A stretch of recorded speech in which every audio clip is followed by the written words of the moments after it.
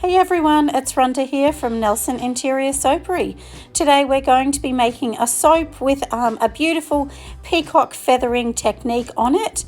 So we'll start with our oils and of course pop our lye-in that you can see me doing here right now.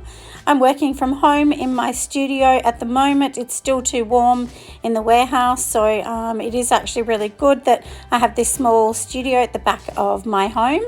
So once again, we're going to be using our cheap little blender just to show everyone that you can definitely use a cheap one. Doesn't have to be a top quality item. And this one I'm using today is a $10 blender from Kmart. So yeah, you don't need something really expensive. Just start with something cheap if you're starting to make soap.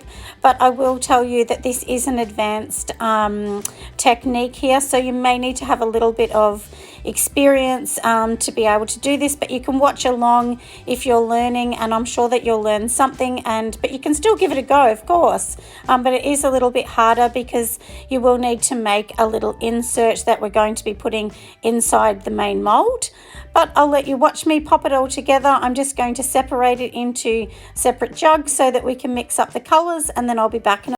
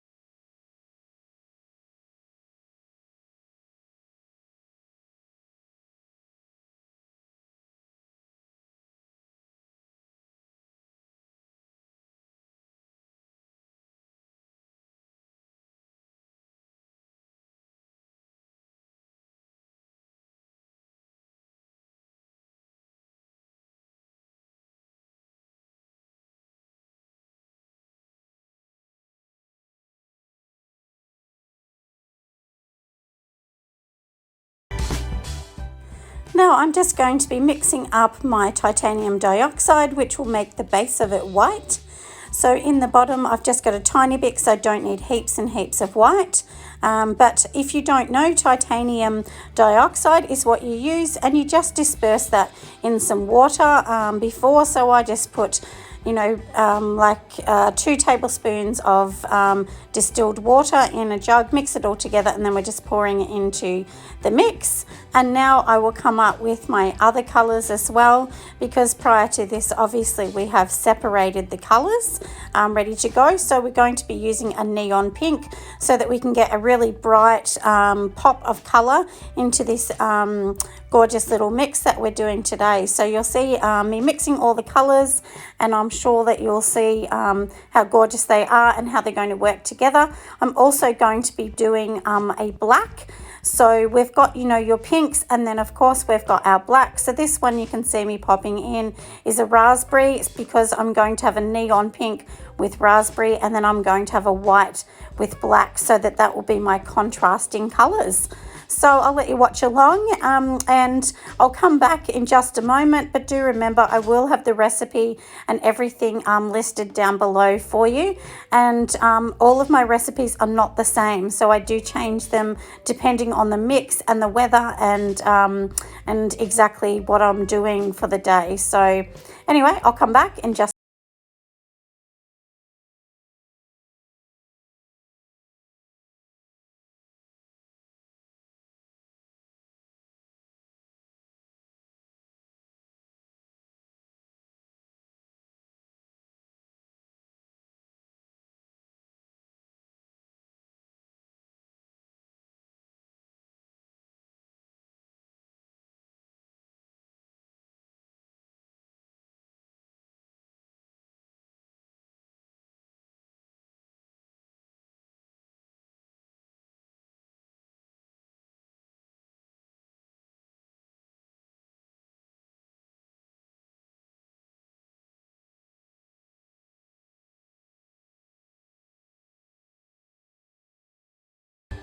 Okay, so I finally cleaned up all the mess. You don't want to see that.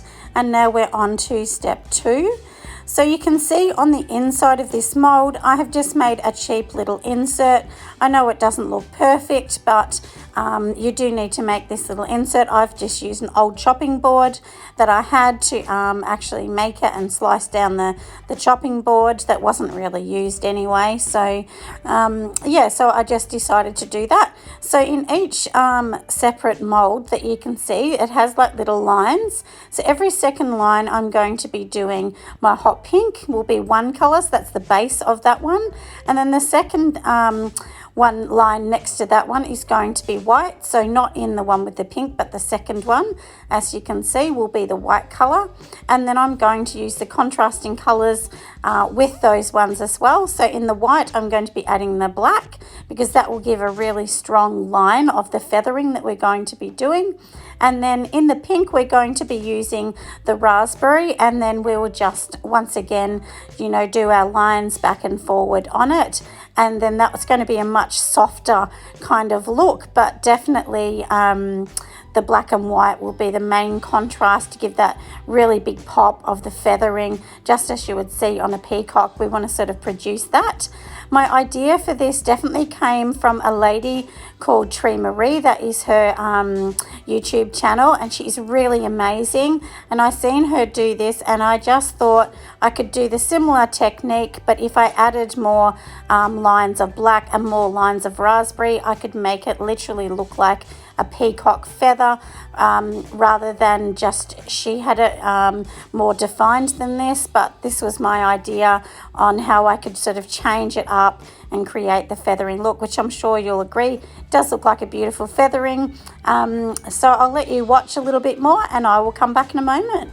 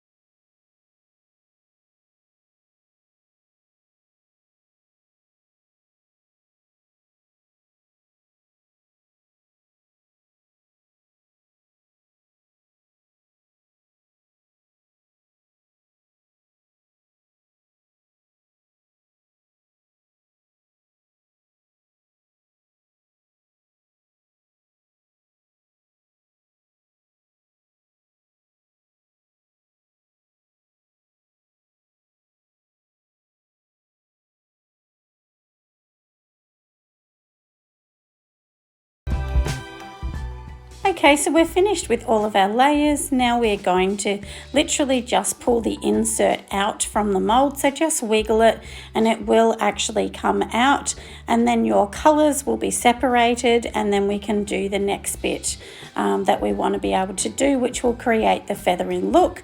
So at the moment it doesn't look like anything spectacular, but I promise you it will.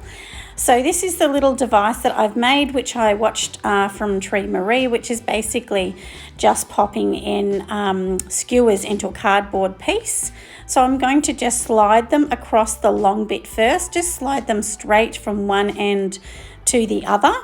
And then you're going to change it to the opposite way. So, you know, first do a vertical and then do your horizontal, and then you'll actually see it will start to come together. So the first, on the vertical, the skewers are tighter together, and on the horizontal, they're further apart. So hopefully that kind of gives you a bit of an insight. I know it's very messy, but it will start to look gorgeous, which I'm sure you'll agree.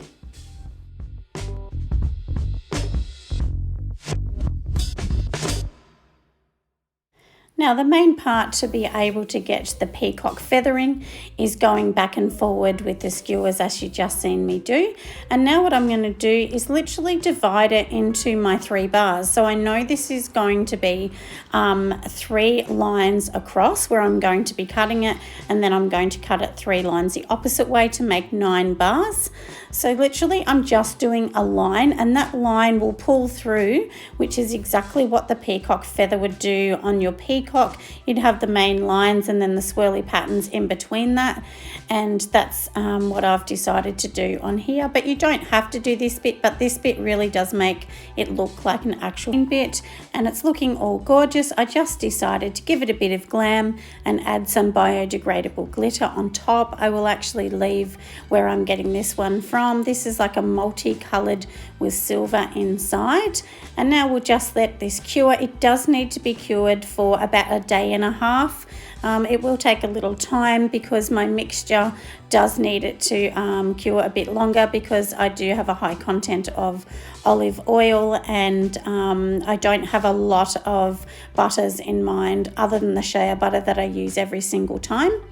But anyway, you'll see it all come together. And lastly but not least, here is my media shots, and I'm sure you can agree it looks beautiful. It's all cut up and ready to be cured, and it will be on our shop, on our website, which all of the details are below, and of course our Etsy in about 6 weeks' time. Thanks so much for watching. Bye for now.